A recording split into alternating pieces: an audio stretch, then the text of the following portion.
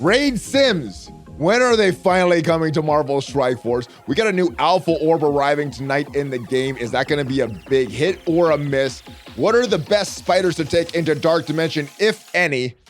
And we got some clarification from the devs on some confusing passives here, along with all of the rest of your questions from the Monday mailbag, guys. And if you're ready for it, find that like button and let's go smash it. ValleyFlyin.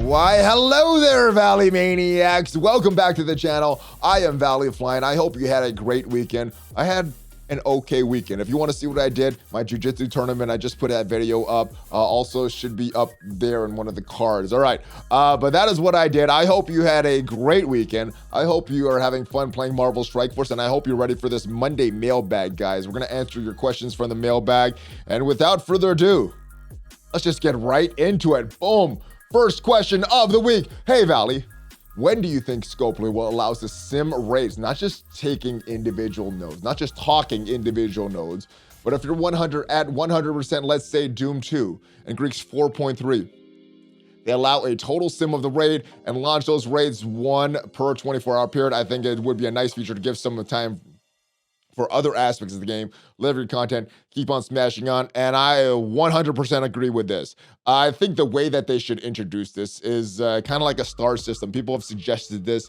in the comments. Other creators have suggested this. I like that star system that other games employ, and actually we do have a star system like we do for campaigns. If you 1-star or 2-star a campaign, you're not going to be able to sim it, but if you meet whatever requirements there are for a 3-star of that level, you just get to obtain the rewards. And I like that launching it every 24 hours as well, because I think one of the issues that some alliances are going through right now is having the keys or having the leaders or the captains get on right at the time that the raids need to be launched. So I actually like a couple of these ideas. A full sim. There's been a lot of chatter about that, especially in some of the public sections of the Envoy chat. So that I think will be happening sometime in 2022, as far as my guess. Fully simming, maybe not the other raids like the Dooms and the Ultimuses, but especially the Greek raids. They're just changing up the Orbs now, and we got info on that. We're gonna take a look at which characters are coming, but I think that the raid sim, I think that should be happening. And this is a guess. This is not based on a rumor. This is just what I'm feeling. I think within the next 2 or 3 updates, we should have raid sim for at least the Greek raids. I think that. Now that 24-hour cooldown period, I think that's a nice quality of life feature. I'm gonna be pushing for that one as well, and hopefully we will see that sometime in 2022 as well, where you could just launch a raid every 24 hours. I would like that. But let's talk about these new orbs. And I guess these orbs are not in the game yet. They're coming in just a few short hours. Maybe they're ready here by the time you're launching this, but as of me recording this, not in the game yet. Alpha raids, they're coming back with controller support and city characters. So who is that? Well, Cloak was one of them. Misty Knight was one of them. Let's take a look at all of them in the game and see who is eligible for this list. So we're gonna need some city characters and we're gonna need some controllers. And the controllers here, we have Cloak. We're probably not gonna get Ghost Spider, but as she becomes farmable, guys, I hope Scopely takes note of this and automatically adds her to the orb and not having these updates every so often. I am not a big fan of this. Let's see the other support characters, because the one that really stands out to me here is Cloak. I guess Scream is okay as well. Misty Knight is okay as well, but the big one is Cloak. Let's see the support characters, and this is the one that I'm really wondering what is going to happen tonight when we get this new orb in the game. Dagger. Is Dagger gonna be in this orb? Obviously not Dr. Octopus, because he's legendary. Anti-Venom is not a premium exclusive character anymore. So I guess the big question is what support characters will be in the orb? Anti-Venom, Dagger. We saw the picture of Night Nurse in there, so obviously she is gonna be in that somewhere. But let me know what you think, guys. And if this orb is already launched, you're watching this after we've already got this orb, were you happy or disappointed with the contents of that Alpha Orb? Let's go back to these questions, guys. All right, so this was actually a response to one of the questions about a turn meter in Arena. I was trying to think, where is that turn meter coming from? You guys mentioned in the comments, and it's mentioned right here. Greg. Greg is responsible for that. I forgot totally about Greg. When he dies, the speed bar of the enemies get reduced, and that's why the Circe and Icarus in that question last week was not going. So thank you for that, and thank you for the comments that clarified that as well. All right, next question though. Valley. Happy belated New Year from Brooklyn. Hey, happy belated New Year from Texas, brother. All right, why are they trying to acquire Soldier Zero, a non-Marvel character? In every interview that I see, they say they have so many more Marvel characters to use, and they know people want their favorite Marvel characters in the game. It doesn't make sense for us to get a non-Marvel one. It also does not make sense to me. But as these rumors are reported, that is what gets there. Now, the rumor was that they're trying to acquire him. They're in talks at this point.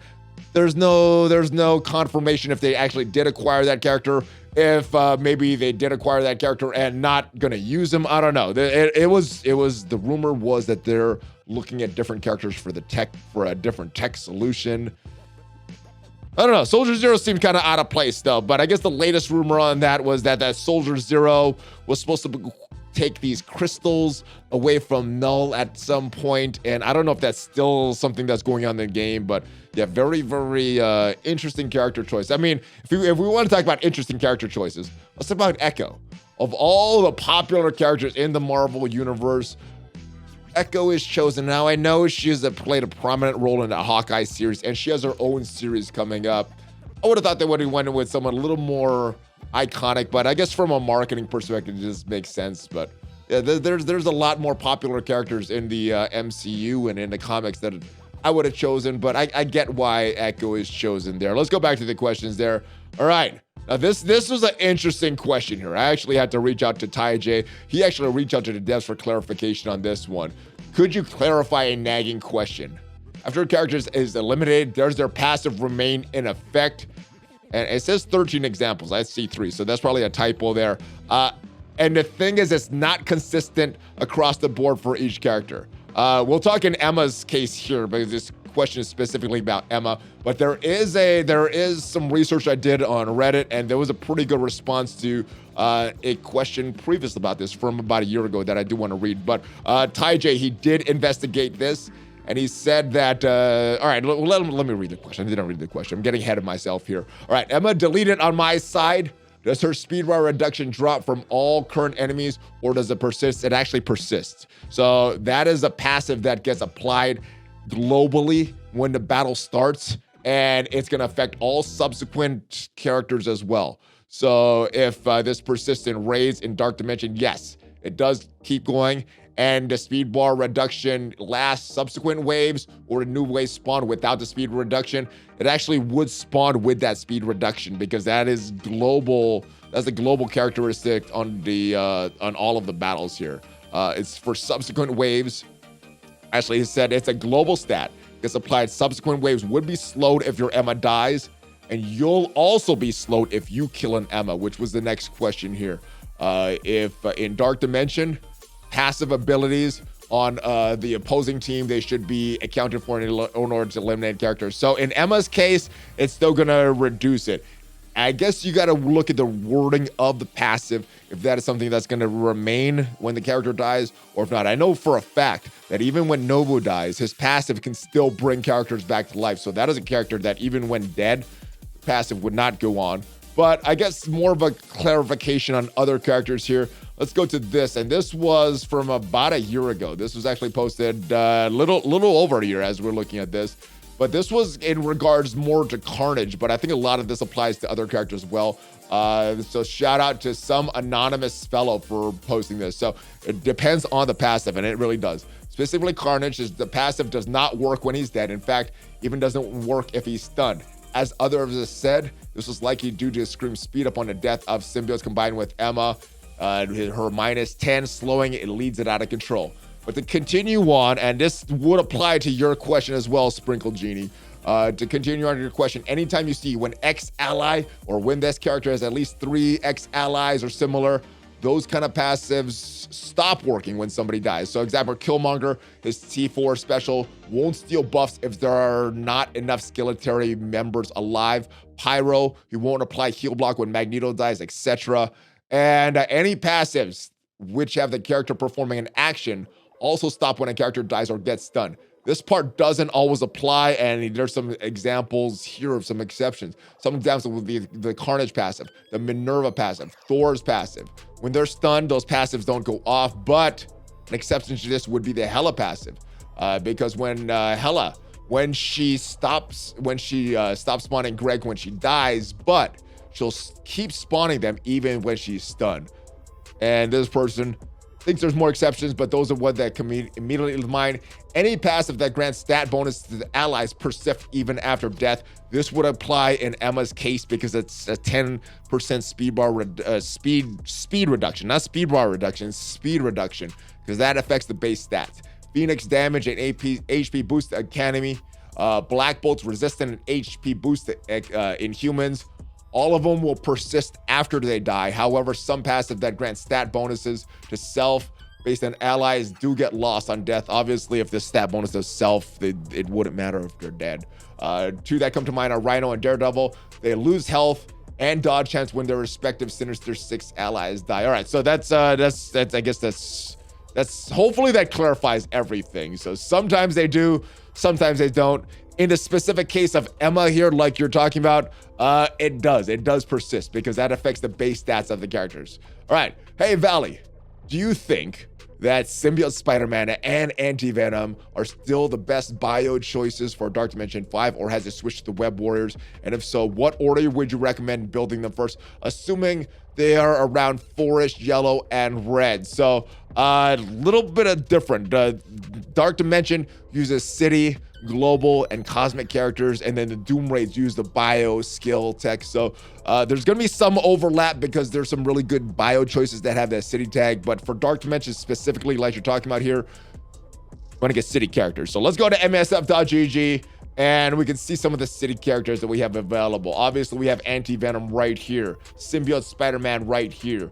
And I think the two best characters, at least the ones that I'm using nowadays a lot, are gonna be Dagger, Cloak, and Shang-Chi. I'm using those three a lot. So those will be my top 3 city choices. But as we look at Dagger, 72 of her mini uniques, that unique that just Dagger takes, or I guess there's some other characters that take, but that one in the center left pillar, that's the one.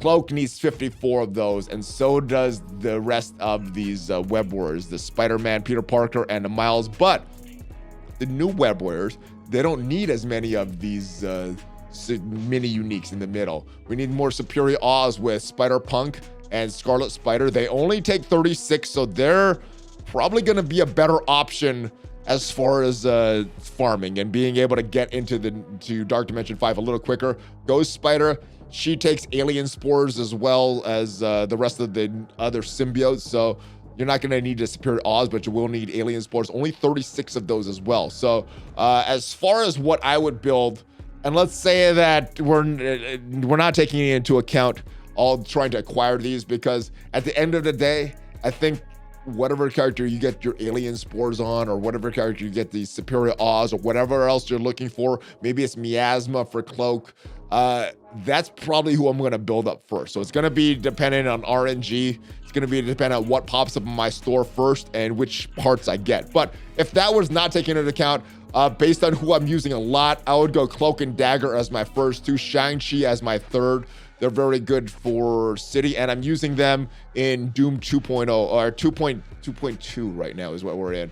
And then to round it out, I'd probably go Ghost Spider and Scarlet Spider. That would be my top 5 pick, assuming that we have unlimited resources and we could bring in whoever we want. Who should you pick?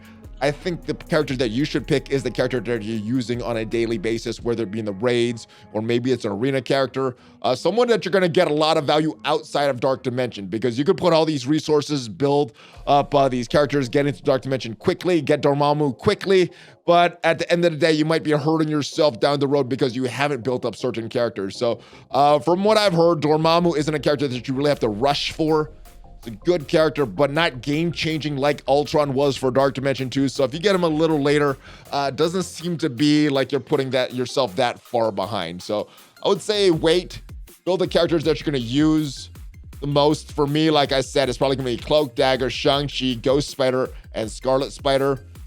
it could be different characters for you, though. So, but that is my recommendation. Build up the characters that you want. Symbiote, Spider-Man, I don't know, and Anti-Venom. I don't know if they're bad choices at this point, but I'm not investing any more in them because I see their use going, yeah, I'm using them less and less and less. Their use is going down, so I'm putting less and less resources into them. You may be still using them. You may be still needing them, though. So that would be my only possibility of potentially building them up. All right. Hey, Valleys, cheers from Orlando.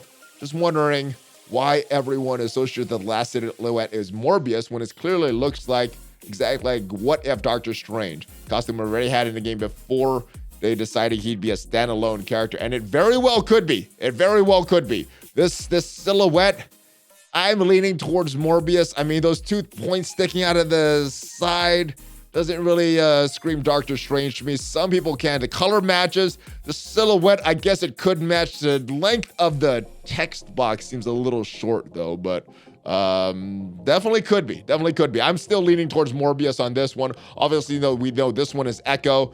This one is Morbius, probably at the end. This one's probably Brother Voodoo. So this last one, based on the color, I'm going to guess Kate Bishop, based on what the other guesses were. But that is my pick. It could be Morbius, but I think it's probably, it could be someone else like Doctor Strange, the what if. We know that character is coming to the game, but I think I'm still going to go with Morbius on this one, brother.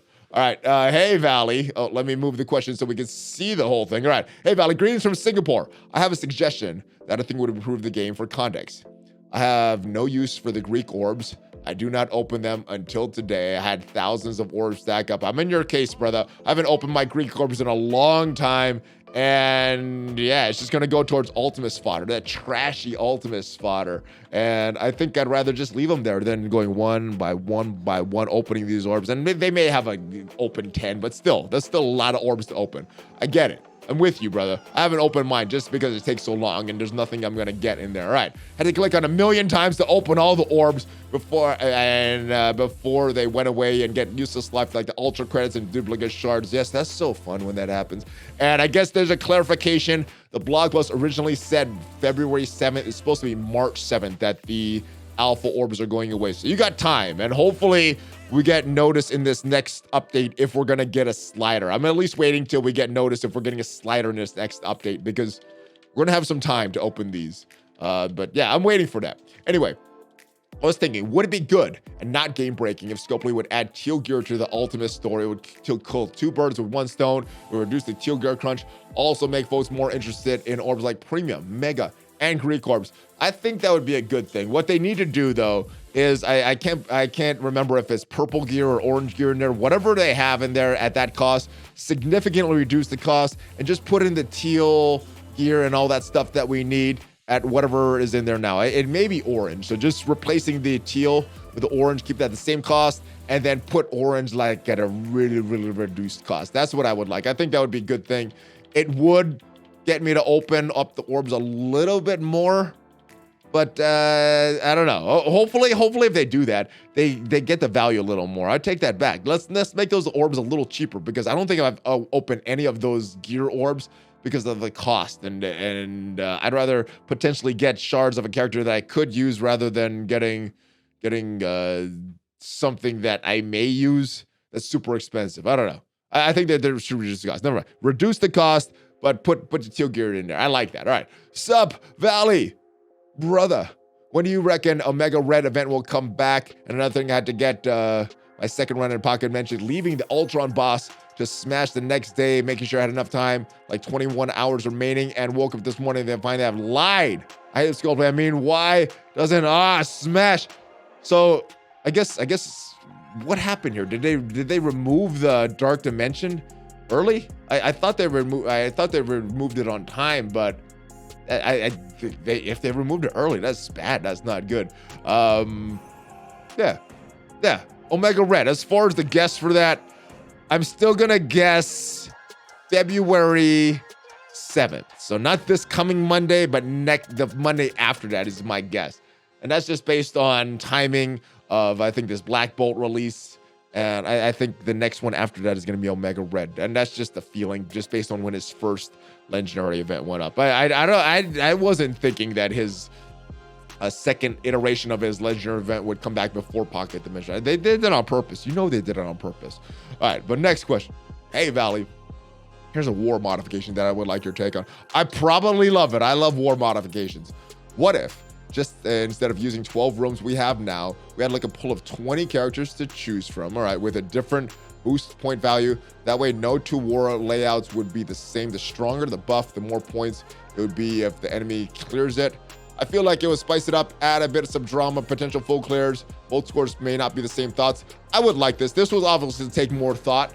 I don't know if this is something that I would use because the winning rewards and the losing rewards and wars are so similar. I'd probably just keep my thing. But I think that I would just probably keep my characters in my rooms, but this would be very, very good. I mean, maybe I would get more into war if we had to plan out each war and change the buffs and change our characters based on that. Then we would have the same layouts. I think this would be good. Like I said, I don't know if I would particularly use this, but having more options, having some bonuses this way, I like it. I think it would increase some of the value of some other characters, and it would force people to switch up. I like it. Scopely, if you're not going to do this for war, at least do something like this for a grand tournament. Have specific characters that would score more points on defense, specific characters that score more points on offense. You could do what you want. You could put them the other way, but yeah, give us that potential. I like it. All right, dear Valley, greetings from Maine, greetings from Texas, my friend, and hope your 2022 is off to a hulking smash start. It kind of is. You guys got to check out the video from yesterday. That was there's some disappointment there, but learning. So not total disappointment, some little bit disappointment. All right, my alliance finally started Doom 1 raids, but there's a serious bottleneck. Tech sucks are everything in Doom. The best, the ISO 5 tech sections are giving me a great deal of difficulty, and the squad I built is disappointing to say the least. Ultron, Shuri, Ghost, Yellow Jacket, and Kestrel. All right, Kestrel is the one that I would keep there. Your three best characters in tech are going to be Kestrel, Dr. Doom, and Doc Ock. And then you got a bunch of other characters like your Ultron, like your Shuri, like your Ghost that you're going to rotate in there. Everybody goes on about Shuri, but she dies so quickly. So the reason you're bringing Shuri is for one move. You bring her in for one node. She does defense up, gives everybody defense up, gives a few ability energies to your characters, and that's pretty much all she does. So that's what your expectations from Shuri does. If you get lucky, maybe you get her to do enough turns to heal your characters, and maybe there's not heal block on, so the heal will actually work. Maybe she'll survive long enough to do that defense up a second time. But yeah, you're bringing her in to do a defense up and to give your characters ability energy. So if that's what you expect from Shuri, you're going to be very, very happy. If you're expecting her to do more, she doesn't do a lot more than that. I'm wanting to build anybody at this point to get through those gosh darn tech nodes. Even Crossbones, if you can remember that far back, who do you use? So I pretty much use the same team that I'm using now, with some exceptions. But yeah, your team should not be based around Ultron. I've heard he works good if you have the dark promotion credits on there. I never put the dark promotion credits on there, so I don't have first-hand experience with that. But Doom should be your number one. Who would you recommend? Assuming all tech characters will unlock in your minimum of 4 red stars except T'Challa. All right, so that means Doom is in there. Bring Doom. Bring Kestrel. Build up Kestrel a lot and Doom a lot. Those are going to be your two main ones. Doc Ock, I feel he's losing value as I got to Doom 2.2. We're not in 2.3, but even around 2.1, he was losing value. So you can build up Doc Ock, but he's not going to be as strong as some other characters there. So keep that in mind. There are the characters that I use. Lady Deathstrike is a backup character that fits in that rotation. Shuri's a rotational character. Nebula's a rotational character because I've already built her up for the Infinity Watch all the way back in the day. Minerva's a rotational character. I don't use Yellow Jacket like you're using there. But I guess T'Challa will be another background character as well. So I have a pool of these background characters or these backup characters that I use, and then the main three. So switch your main three would be the biggest help, and put a lot into Kestrel because she's going to help you in the tech section, and she's going to help you in that skill section as well. All right. Hello, Valley. I have a question regarding characters that summon minions like Yondu and Maria Hill. Is the health and power for summon minions based on the power level of the summoner, example Maria Hill, or is it based on the minion of the character in your roster, example Shield Trooper? Thanks for shedding light on this question. Yeah, below. So I don't even have to shed light on this because Spider Carnage was nice enough to provide the correct answer for you, brother. It's based on the power of your summoner. So yes, it's based on Yondu. It's based on Maria Hill. It's based on Hela. Whatever the summon that you're getting is based on the summoner, not what is in your roster. And this is absolutely correct. You don't even need to have the tunes unlocked to summon them. See, Doombots, those mercenary, whatever the thing that Kingpin does, I forget. Mr. Mercenaries, they're not soldiers. There's something. There's some kind of mercenaries. They're not in the game. You could have a very, very weak Ravager Stitcher, but Yondu very strong. He's gonna summon a very strong Ravager Stitcher. So it's based on the summoner. And yeah, you don't even have to have them unlocked to summon that character. All right. ValleyFlyin. Hey, bud, keeping up with Arena. New annoying team seems to be Eternals, Adam Warlock, Phyla-Vell, and Doom. My question is, what is causing Adam to get taunt? I reviewed his kits again, and the others, nothing stands out saying he should get taunt. It is the Cersei ultimate. We talked about this a few weeks ago on one of these arena questions. I think it was specifically about Icarus and what is going on with him. But Spider Carnage, you're exactly right. It is in the Emma Frost ultimate, and we did talk about this. And I think this was put in there for Moondragon. I think this was put in there to counter Infinity Watch. And with Infinity Watch, it definitely helps because you can kill Moondragon quickly.